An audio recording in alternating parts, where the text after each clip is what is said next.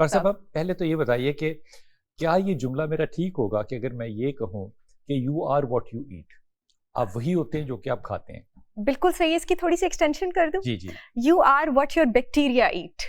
You are आपकी what your bacteria आपकी body के बैक्टीरिया जो खाते हैं आप वो बन जाते हैं। ये बैक्टीरिया कहाँ होते हैं बॉडी में? हमारी बॉडी में, हमारे गट में गुड और बैड बैक्टीरिया दोनों का एक बड़ा जबरदस्त किस्म का बैलेंस है। मुराद है हमारी इंटेस्टाइन में। और हम कैसे बिहेव करते हैं, कैसे रिएक्ट करते हैं, हमारा मूड क्या है, हमारी इम्यूनिटी क्या है, हमारा हाजमा क्या है, हमारी कार्डिक रेस्पिरेटरी हेल्थ क्या है, इसका 70% तयन आप अपने बैक्टीरिया को जो खाना खिलाते हैं वो करते हैं।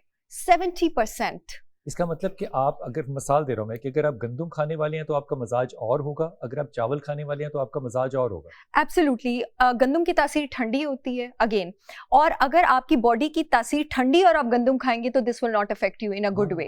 अब हमने एक बार पहले भी बात की थी, आपको कैसे पता लगेगा आपकी बॉडी की तासीर ठंडी है? ऐसे लोगों को बलगम वगैरह रहती है, सिट्रस सूट नहीं करता, खट्टा, इन लोगों को, जिन लोगों को जैसे छाछ पीने से घुटनों में दर्द शुरू हो जाए, बॉडी की तासीर ठंडी है, नींबू सूट ना करता हो, सेब का सिरका सूट ना करता हो, बलगम वगैरह रहता हो, ये ठंडी तासीर होती है। गर्म जिनकी बॉडी की तासीर होती है, जैसे जो लोग हाइपर एक्टिव होते हैं, वो रोटी खा सकते हैं, अब वो उनको गंदम सूट करता है क्योंकि उसकी तासीर ठंडी है ना। तो इसका मतलब है कि आप उसको आयुर्वेदा में एक बैलेंस की तरफ लेके आ रहे हैं। तो हम अपनी बॉडी में जितनी माइक्रोबियल डाइवर्सिटी रखेंगे, यानी गुड बैक्टीरिया का जितना, बहुत सारी टाइप्स हैं गुड बैक्टीरिया की, हमारे ऊपर है हम कैसा खाना खाएं और हम उसको बढ़ाएं। हम गुड बैक्टीरिया को जितना बढ़ाते जाएंगे उतने बेहतरीन बनते जाएंगे। डॉक्टर साहब, बच्चों में आम तौर पे दो तीन तरह की शिकायतें आती है। एक तो बच्चों के अंदर ये शिकायत आती है कि ये हाइपर बहुत है जी। ये हाइपर बच्चे क्यों हो जाते हैं? जी कुतुब साहब, ये इतना बेहतरीन टॉपिक है, और आप यकीन करें मेरे ऑफिस में अगर रोज 40 क्लाइंट्स हैं ना, और उसमें से 15 बच्चे हैं, तो 15 के 15 आजकल इसी प्रॉब्लम के साथ आ रहे हैं कि बच्चे हाइपर हैं। बच्चों में बिहेवियरल डिसऑर्डर बहुत ज्यादा है, फोकस नहीं है, टेंशन नहीं है, मोस्टली ADHD सिंड्रोम की तरफ बच्चे जा रहे हैं। ADHD क्या चीज है? मैं बिल्कुल लोगों को इसके लिए एजुकेट करना चाहती हूँ ताकि हर एक नॉर्मल औरत भी अपने बच्चे को ट्रीट कर सके ADHD के लिए। Attention deficit hyper activity disorder, दो चीजों पे इसमें आपका जो सिम्टम्स होते हैं वो प्रोमिनेंट होते हैं, अटेंशन और हाइपर एक्टिविटी। ये वाले बच्चे एक चीज पर ज्यादा देर अटेंशन नहीं दे सकते, फोकस नहीं कर सकते, and then they are restless, they are hyper active. और वो इस हद तक रेस्टलेस और हाइपर एक्टिव है कि वो एक एबनॉर्मल पैटर्न और एक एबनॉर्मल बिहेवियर क्रिएट करता है। सबसे पहले ऑफ कोर्स इसको डायग्नोज करने वाली कौन होती है? माँ होती है। सबसे पहले माँ को, मेरे ऑफिस में कोई ऐसे भी औरत आ जाए ना जो चिट्टी अनपढ़ है, उसको भी एग्जैक्टली इतना ब्रिलियंटली पता होता है कि ये मेरे बेटे के सेट ऑफ फीचर्स हैं, जिस कदर खूबसूरती से वो एक्सप्लेन करती है और सबसे पहले उसने डायग्नोज किया होता है, वो सिर्फ माई कर सकती है। ठीक है? या स्कूल में आपके पास टीचर्स, मैं आपको बताती हूँ इसको थोड़ा सा, मैं ना बेस लाइन पे जाके एक्सप्लेन करना चाह रही हूँ। हमारे दिमाग का एक पोर्शन होता है लिम्बिक सिस्टम। लिम्बिक सिस्टम का एक पोर्शन है हिपोकैम्पस। हिपोकैम्पस का एक पोर्शन है एमिगडाला। अब हिपोकैम्पस और एमिगडाला के बीच में दो छोटे छोटे बॉल्स हैं जिनको आप मेमोरी बॉडीज कहते हैं। आपका जो लिम्बिक सिस्टम है, जिसका ये बॉल हिस्सा है, ये बड़ा सेंसिटिव होता है विटामिन B1 के। विटामिन B1 जब यहाँ पर कम हो जाए तो उसको कॉम्पनसेट करने के लिए, जिस्म का डिफेंस मैकेनिज्म है ना, उसको कॉम्पनसेट करने के लिए हिपोकैम्पस अपना साइज एक्सपैंड करना शुरू कर देता है। हिपोकैम्पस जब अपना साइज एक्सपैंड करना शुरू कर देता है, वो जिस सिस्टम का हिस्सा है लिम्बिक सिस्टम का, वो भी आपके पास अफेक्ट होता है और ये आपके पास मैनिफेस्ट करता है हाइपर एक्टिविटी से। क्यों? क्योंकि आपका लिम्बिक सिस्टम और आपका हिपोकैम्पस आपकी मेमोरी, आपका इमोशनल बिहेवियर और आपका एक्टिविटी लेवल कंट्रोल कर रहा था। क्योंकि अब कॉम्पनसेट करने के लिए उसका साइज बड़ा हो गया है तो वो इस तरह से बिहेव कर रहा है। वन मोर थिंग, ये B1 आपके पास क्यों कम होगा? दुनिया में दो सबसे बड़ी रीजन है विटामिन B1 कम होने की। पहली शराब, दूसरा एक्सेसिव कार्बोहाइड्रेट। एक्सेसिव, जितने भी अल्कोहलिक्स हों सबकी बॉडी में विटामिन B1 कम होता है, और जितने भी लोग एक्सेसिव कार्बोहाइड्रेट लेते हैं, इवन के अगर हेल्दी खाना भी खाते हैं ना लेकिन स्नैकिंग ज्यादा करते हैं, तो वो आपकी बॉडी पे वही असर, क्योंकि इंसुलिन हिट तो आप बार बार दे रही है ना, वही आपकी बॉडी पे असर करे जो आपकी बॉडी पर एक्सेसिव कार्बोहाइड्रेट का हिट। तो जितनी भी माएँ लाइल्मी में, कोई बात नहीं, अब तक अपने बच्चों को बहुत ज्यादा कार्बोहाइड्रेट दे चुकी हैं, चॉकलेट्स दे चुकी हैं, मीठे दे चुकी हैं, निम्को दे चुकी हैं, आप प्लीज कम करें। 6 से 8 महीनों में मैं आपसे वादा करती हूँ आपको सिम्टम्स इंप्रूव होने नजर आना शुरू होंगे। अगर विटामिन B1 जो है, ये फूड कोई ऐसा है या कोई विटामिन लिया जा सकता है, अवेलेबल है मार्केट में? बच्चों को तो आप फूड बिल्कुल भी ना दें। ऑनलाइन आप बड़ा इजीली सर्च कर सकते हैं। मैंने अभी तक पाकिस्तान के अच्छे अच्छे ग्रोसरी स्टोर्स में भी नहीं देखा, मे बी अवेलेबल हो, मेरी नजर ना पड़ी हो, न्यूट्रिशनल यीस्ट। न्यूट्रिशनल यीस्ट के इसका बड़ा चीजी नटी सा फ्लेवर होता है। इसके 2 टेबलस्पून अगर आप बच्चों के सैंडविच में भी, क्योंकि बच्चे तंग करते हैं ना खाने में, सैंडविच में भी छुपा के दे दें, सालन में भी छुपा के दे दें, सूप में भी छुपा के दे दें। आप यकीन करें मेरे पास पेशेंट्स क्लाइंट्स आते हैं जिनके सिर्फ विटामिन B1 देखिए कुतुब साहब हमने उनके रेस्टलेसनेस के सिम्टम्स गायब किए हैं, ठीक है, उनके एंजाइटी के सिम्टम्स गायब किए हैं, उनके मूड के सिम्टम्स गायब किए, उनको काम डाउन किया है।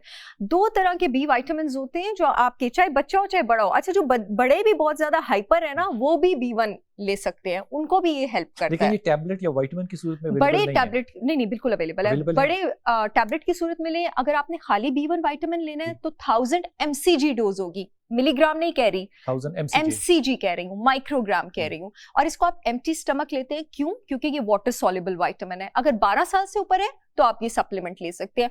दूसरी इंपॉर्टेंट चीज मैं आपको बताऊं, विटामिन B1 के साथ एक और विटामिन है जो आपका नर्वस सिस्टम काम करने में हेल्प करता है, वो आपके पास विटामिन B6 है। आपको पता है विटामिन B6 की कमी से मिर्गी भी हो सकती है, क्योंकि विटामिन B6 जो है ना वो दिमाग का इनहिबिटरी न्यूरोट्रांसमीटर है। आपके दिमाग में एक एक्साइटेटरी न्यूरोट्रांसमीटर बन रहा है, एक इनहिबिटरी बन रहा है। Excitatory is glutamate, inhibitory is गैबा, दोनों का बैलेंस होना जरूरी है। अगर विटामिन B6 जिसको पैराडॉक्सल फॉस्फेट कहा जाता है उसकी कमी हो तो गैबा नीचे चला जाता है, ग्लूटामिन ऊपर चला जाता है, एक्साइटेटरी कन्वर्जन शुरू हो जाती है। होती इसी वजह से मिर्गी के पेशेंट्स को मैं कीटो डाइट करवाती हूँ। कीटो डाइट से जो है ना आपके दिमाग में दोबारा इनहिबिटरी न्यूरोट्रांसमीटर बनना शुरू हो जाता है। जिन लोगों की बॉडी में B6, अगर बच्चों की बॉडी में B6 की कमी होगी, ये तो नहीं मैं कह रही कि उनको मिर्गी हो जाएगी, बट इनहिबिटरी न्यूरोट्रांसमीटर तो कम होगा ना, तो then they will again progress towards hyper activity. Hyper activity की बात हो रही है, साइमा की कॉल ले लें फिर आगे चलते हैं। साइमा, अस्सलाम वालेकुम बेटा। अस्सलाम वालेकुम डॉक्टर जी बेटा। मैं आपसे पूछना चाहती हूँ कि मेरा बेटा है शाहजेब हसन। शाहजेब आपका बेटा है, कितनी उम्र है बेटे की? हाँ जी, 10 साल उसकी एज है। 10 साल, ठीक। तो वो बहुत ज्यादा, हाँ जी, उसको इतना गुस्सा आता है, इतना गुस्सा आता है कि वो ना अपनी बहनों को भी मारता, मामा को, मुझे भी गालियां देता है, बदतमीजी करता है। और फिर जब 10 मिनट 12 मिनट गुजर जाते हैं और बाद में फिर वो सॉरी करता, माफी मांगता, वो कहता है 10 साल का बच्चा? मामा माफ कर। 10 साल का बच्चा, हाँ जी, 3 क्लास में पढ़ता है। हाँ जी। अच्छा ये बताओ तो कि बच्चे का नाम क्या बताया? शाहजेब? हाँ जी, शाहजेब हसन। और उसके पापा को भी बहुत ज्यादा गुस्सा आता है, उसका पापा भी बहुत ज्यादा हमारे साथ लड़ाइयाँ करता है, मार। शायद मैं कहती इस बात का असर है उसके बच्चे के ऊपर, और यहाँ के वो खुद ही कर रहा है, इस वजह से बहुत मैं ज्यादा परेशान। अच्छा, और भी बच्चा है कोई आपका? हाँ जी, और भी बच्चे हैं? हाँ जी, 2 बहनें हैं, एक 12 साल की है, जो छोटी जो है वो 5 साल की है। दोनों को मारता है। वो बच्चियां गुस्सा नहीं करती? हाँ जी, बहुत ज्यादा करती, वो रोती हैं, वो कहती है मामा क्या करे। मैं उनको डांटती भी, उसको प्यार से भी समझाती हूँ। तुम्हारा जो तुम्हारा मुकदमा बना है वो ये कि बाप क्योंकि गुस्सा करता है इसलिए बेटा गुस्सा करता है, यही शक है ना तुम्हारा? अच्छा, अभी तुमने डॉक्टर साहब की बात सुननी है ना आराम से, ताकि तुम इस खौफ से और इस क्या कहना चाहिए ख्याल से बाहर निकलो। जरा गौर से सुनना, फोन बंद कर दो, टेलीविजन पे सुनो। बच्चा 10 साल का है और इतना एग्रेसिव है। अस्सलाम वालेकुम जी कुतुब साहब, आपने मुझसे बहुत ज़्यादा दुनिया देखी है और डेफिनेटली आपको मुझसे इसका बहुत बेटर जवाब आता है, लेकिन अगर आपने मुझे इतनी इज्जत दी है तो मैं इसका जवाब दे देती हूँ। देखिए जी, बाप बदतमीज़ है, ठीक है, आपके शौहर ज़ाहिर है जब बदतमीजी करते हैं तो बच्चे ने अपनी फ्रस्ट्रेशन कहीं तो निकालनी है। तो एक्चुअली जिसको बिहेवियरल थेरेपी की ज़रूरत है वो आपके शौहर को है, बच्चे के बाप को है। यहाँ पर मैं सारे लोगों को एक माशरती मैसेज देना चाहूँगी कि अगर आप इस काबिल नहीं है कि आप माँ बाप बने, और माँ बाप बनने के आप सिर्फ तब इस काबिल नहीं होते हैं जब आपकी जेब में पैसा आ जाता है, बहुत लेवल की इमोशनल मैच्योरिटी चाहिए, अंदर बड़ा जब्त होना चाहिए, सीना बड़ा चौड़ा होना चाहिए, तब आप माँ बाप बने। वरना अगर आपकी इतनी औकात नहीं है ना कि आप बच्चे की अच्छी तरबियत कर सकें तो आप माँ बाप मत बना करें। दूसरी बात ये कि बच्चे में बिहेवियरल डिसऑर्डर्स तो हैं इस वजह से कि बाप एक इंतहाई बदतमीज इंसान है। अब अगर ये न्यूट्रिशनल है तो ये न्यूट्रिशनल क्यों हो सकता है? आप मेरे सब्जेक्ट की तरफ आ जाते हैं। विटामिन डी की कमी से आपको डिप्रेशन हो सकता है, आपको एंगर इश्यूज हो सकते हैं। विटामिन B12 की कमी से आपको डिप्रेशन हो सकता है और आपको एंगर इश्यूज हो सकते हैं। बहन मेरी, आपके साथ मेरी पूरी हमदर्दी है जिस माहौल में आप रहती हैं। एनीवेज, आप अपने बच्चे के विटामिन डी का जो है वो लेवल वो चेक करवाइए। अगर विटामिन डी का लेवल, शौहर का लेवल भी चेक कर लें जी, उनको तो आप साइकियाट्रिस्ट के पास लेके जाएं और उसके पास साइकोलॉजिस्ट के पास भी लेके जाएं, ताकि वो उनकी बिहेवियरल थेरेपी कर सके। लेकिन मुझे पता है ना कुतुब साहब, मेरे रोज ऑफिस का टिश्यू पेपर का डब्बा खाली होता है रोती औरतों के, वो मैं इसलिए उसमें ज्यादा प्रोब नहीं करी कि फिर बात बहुत लंबी हो जाएगी, जो अपने हस्बैंड को कायल नहीं कर सकती थेरेपी की वजह से। हमारे पास मेजॉरिटी जो औरतें थेरेपी के लिए या काउंसलिंग के लिए आती हैं वो इसलिए आती हैं क्योंकि उनके शौहर, उनके बाप और उनके भाई थेरेपी पे जाने के लिए तैयार नहीं है। तो एक जो टॉक्सिक बंदा है ना, वो फिर एक जो कंपैरेटिवली जिसको इस वक्त वो उसका बच्चा कमजोर है, एक दिन ये बच्चा रिबेल करेगा।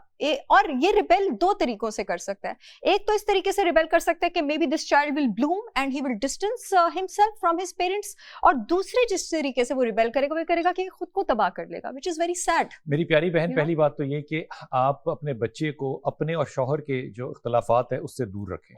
बच्चों को, तीनों बच्चों को, इसमें बच्चों को शामिल होना ही नहीं चाहिए। ये जो फैमिली पॉलिटिक्स है ये बड़ी डेंजरस है। दूसरी बात ये कि बच्चे का जो विटामिन डी टेस्ट है ये ज़रूर कराओ, और फिर उसके मुताबिक उसको जो डॉक्टर सजेस्ट करे वो करो।